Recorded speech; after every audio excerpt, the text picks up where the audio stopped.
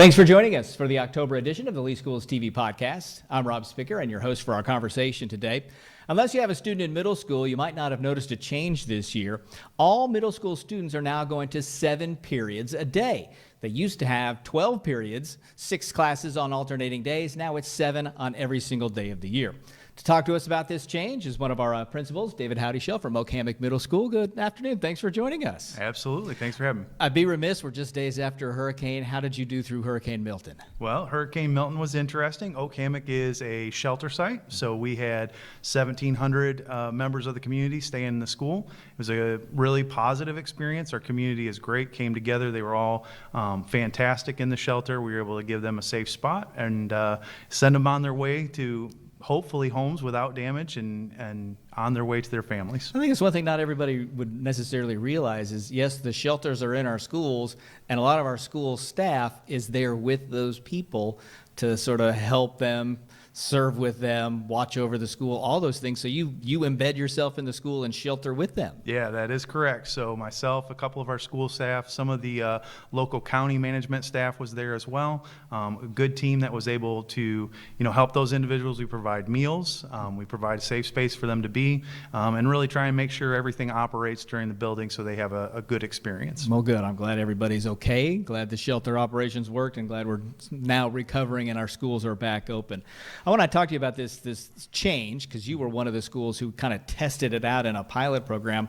What do you think it is that just brought about this change to really alter the middle school schedule and almost essentially cut it in half? Yeah. So, scheduling at the school level has kind of been block or, a straight 7-period day. The 7-period day is a more efficient staffing scheduling model. So it provides an opportunity for students to experience a good amount of the same amount of instruction or more in some cases, but it does it with a more efficient staff. So it reduces, at a middle school level, anywhere from 3 to 5, depending on how many staff you have at the building.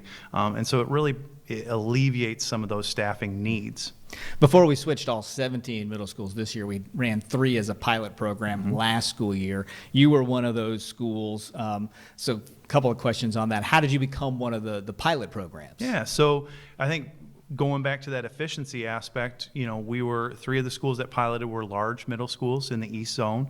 We had a fair amount of vacancies at all 3 of those schools, and so this was an attempt to reduce some of those vacancies and provide a more consistent instructional model for our students, where it wasn't something they were getting coverage from different teachers or guest teachers in the building, which we appreciate all the efforts of those individuals, but it's just not the same as having your normal teacher every single day. And did you notice a change like right away? I know in talking to some principals that did it, it was an immediate difference. What was it for you? So for us, we switched at semester, and so it was kind of a build-up leading into the semester, and then when we came back in January, there's that bated anticipation of, is this going to really accomplish what we want it to? And that first week was kind of like a breath of fresh air of just being able to, all right, this is going to work. It is going to alleviate some of the concerns that we had with teaching through your planning, having classes where they were having coverage 5-10 days in a row. It really was a nice relief for the staff, and I think for the students as well. So we're finishing up the first quarter. I know for your 7th and 8th graders, this isn't anything new, but It is for the 6th graders. What's your assessment so far this year? How's it working? Yeah, so I know having 6th graders my own that have gone through middle school, having been in middle school for a while, and seeing what that looks like. It's a stressful experience for 6th graders coming into a school, and I think when you have the block scheduling, that's one of the biggest concerns for them, is knowing where all 12 of those classes are, being able to find their way through the building. Having a 7-period day and having the same classes every single day where you're not alternating back and forth, it was a huge benefit for those kids. I could see a lot less anxiety for them. It seemed like they acclimated a lot quicker. It was just a nice, easy, that continuity and consistency is very important for them. Yeah, that benefit, I want to talk about all of them, but really the one you're mentioning right there is that they do see their teachers every day now. How critical really is that for students to develop, learn, and be proficient at the end of the year. I mean, it's huge, that constant contact and reinforcement. It really, there were concerns, as part of when high school switched over, there's concerns about additional homework and things like that. But really in this model, it alleviates a lot of that stuff because the teacher's there every day. So you have that constant reinforcement from the teacher. You don't have learning loss. When you have experiences like a hurricane or a long weekend or a holiday weekend, there were times where, a teacher would go 5, in this case, it could have been substantially more days where you don't see those students, and you just don't have that in this model. And so that is a real positive for both teachers and kids because you don't lose that connection. And there's the opportunity. It's as much as almost 400 minutes. If you didn't have a class that met every day in the old model, you could be getting that much more instruction every month by meeting every day. So that's got to be beneficial too. Absolutely. The unique thing in middle schools, a lot of us had double block, which meant they had their ELA and math classes, and for some of us it was science and social studies as well. It kind of depended, but they'd have those classes every day. So that was not something new for our kids. Where it really became new is in those support classes and their electives and things like that.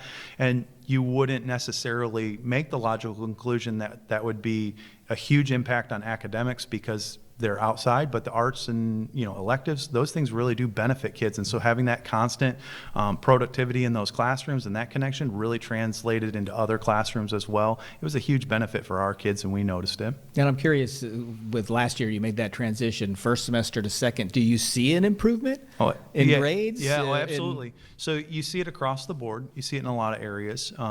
The positive trends in attendance because you're expecting to see that student every single day. Mm-hmm. You don't think about those things, but when a student is missing on an every other day schedule, it may be a day or two before someone really highlights that and sees, there is an attendance problem here. And so being able to have that connection with families as well, of just being able to reach out and say, hey, where's your student at? That's a big connection as well. Behavior, just having that consistency always helps students, understand the clear expectations. And then academically, it did pay dividends for us. If you look at school grade across the board, we improved in all our areas. And that was something that, had been a struggle. And having that consistency and having a certified classroom teacher in that room every single day, you just can't measure the impact of that. Good. Let's hope that's something that we now see district-wide in all of our middle schools. Our teachers, they get to benefit from this too. We talked about how it's helpful for the students every day to see their teachers. It's probably really helpful for the teachers to have that consistency with the same kids every day. Yeah, absolutely. So when, go back 2-3 years, we had 17 vacancies, and you're covering those with teachers. That's roughly 102 planning periods lost every single day. And that's a very substantial impact on the process because teachers thrive on that ability to have that time to get papers graded, communicate with parents, collaborate with one another. There's a lot of things that occur during that 45 to 60 minute period that if you don't have it, impacts the product that goes in the classroom. And our teachers do a great job and power through, but it wears on them, and it ultimately deteriorates the process that's going on in the room. And so having that time back, having them be able to get some of those functions done inside the school day, be able to meet together, it really drives the instructional process and does wonders for student learning. And what are the teachers telling you about it? What's their feedback now that you're 3/4, if you will, into it? Absolutely. So when initially we made the decision to go to this change at semester last year, and there was a lot of apprehension because teachers have built relationships with students, the classes have their dynamics, and so there's a lot of change that comes with that. And there was a fair amount of apprehension about whether this was going to actually be a positive going forward. We knew what it would do staffing wise, but once they got into that schedule in second semester, really just being able to have that breadth and planning, and then also the unintended things that maybe we didn't look at, of having the students every single day, of having that consistent scheduling model, it really paid huge dividends for the teachers. Right now, I feel like it's a very positive thing inside the school environment. Yeah, and you touched on this, you've mentioned it, but about 3 to 5 teachers per school site were no longer needed, really helping the teacher shortage district-wide. We can reallocate those resources, move those teachers to schools where they're needed, and you saw the same benefit where when you were short, you're at least less short, if not fully staffed. Where are you? Right now, we're fully staffed. So that's a huge positive for our classrooms, for our kids, for our teams. because it takes a lot when a teacher's not there in a vacancy. You don't realize, but now someone inside that team has to pick up on the grading. They have to pick up on helping each other plan. It's just a huge weight on a team as a whole. So for our teams to be fully staffed right now, to have what they need, it's just a very positive change for our school building. When the high school switched, there was a big concern about electives and losing electives, and they were just going from 8 to 7. You went from 12 to 7. Was that concern there? And then how do you overcome that? Because students still have a wide variety of choices. Right. So we do have a lot of choices, and for our kids, it really was. A lot of student and parents come to our school as an arts magnet school, and so they have programs that they have auditioned for and that they're a part of, and usually it's primarily one, but once they get into an art school and they say, oh, well, I'm a part of the theater program here, but then they find they also enjoy orchestra, or they enjoy visual arts or things like that, and they have all these things. So that was something that was a stress for them. But once we got into this model and they really realized, well, I don't have 4 things that I can choose from, now I have 2, but I get those classes every single day.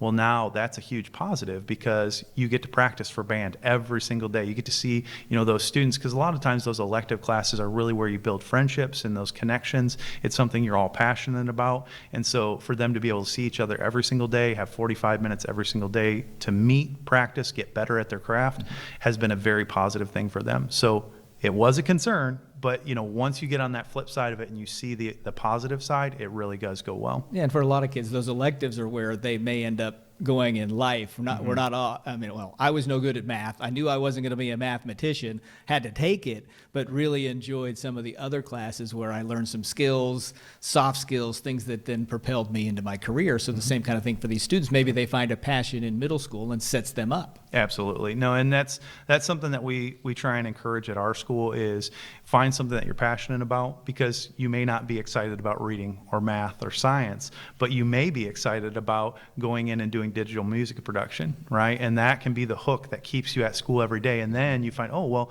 I am good at, I can do this. I can, you get those connections that really help you be a successful student. Yeah, get that spark. Yes. Light that fire. How important is it, do you think, now for these students, starting with 6th grade, to really be prepared for high school? They're on that same schedule. That transition's going to be a little less daunting. They know what to expect. Is that going to be beneficial to you as your kids move out of Oak Hammock and into their high school? Yeah, I really think it is. I think for a variety, we hit on the fact of, if they can find that passion in middle school, well then, as we get into this season and we're approaching it rapidly, that you are really good at dance. And so you're looking at high schools from that lens of, I've built this passion in middle school, now where am I going to go with it? And so being able to connect with the high schools and make that is a big piece. And then on the other side, we talked about it with 6th graders, with freshmen, it's a new thing headed off to high school. The more that we can make them aware of what it's going to look like and give them an experience that's going to allow them to walk in ready day one. That 7-period day makes perfect sense. I had a freshman this year, went into school, schedule looks exactly the same. You know where your lunch shifts are going to fall. All of those things, it just takes that initial stress off of them so they can get to learning right away. Well, I know we often say that graduation starts with the first day of kindergarten. So if we're making it easier come middle school, that much more success potentially down the line, that more of our middle school students are ready to graduate at the end of high school. Yeah, that is the definite goal from K all the way through. And I know in middle school, it's always, when you start as a 6th grader, where are you headed? What high school are you looking at? And is that high school going to take you post-secondary where you want to be? Well, any other thoughts about this switch that maybe we haven't touched on that really come to mind for you? With these things, change is always a challenge. Right? With the 7-period day, there was a lot of apprehension when we did it at high school. There's a lot of apprehension at middle school. And those challenges, we know that our kids are resilient. We know that our staff are problem solvers. And ultimately, in each of these transitions that I've seen, our students and staff are up to the occasion and have made it a really positive experience. I think, when we see these difficult times, my takeaway is, we have a really great group here in Lee County, and, it's a positive going forward. So even when we have other challenges, the takeaway is we can do it. Yep. Well, look forward to seeing the results. There's a lot of positive thoughts and ideas behind it, and it looks like we're going in the right direction to help our students, and we've helped our teachers, and we've helped the district by alleviating the total number of teachers that we need. Yes. A win-win all around. Thank you, David. Appreciate you coming in, telling us about this change in our middle schools that maybe not everybody knew about. And we want to thank you for joining us for this edition of the Lee Schools TV podcast. We'll be back next month. See you then.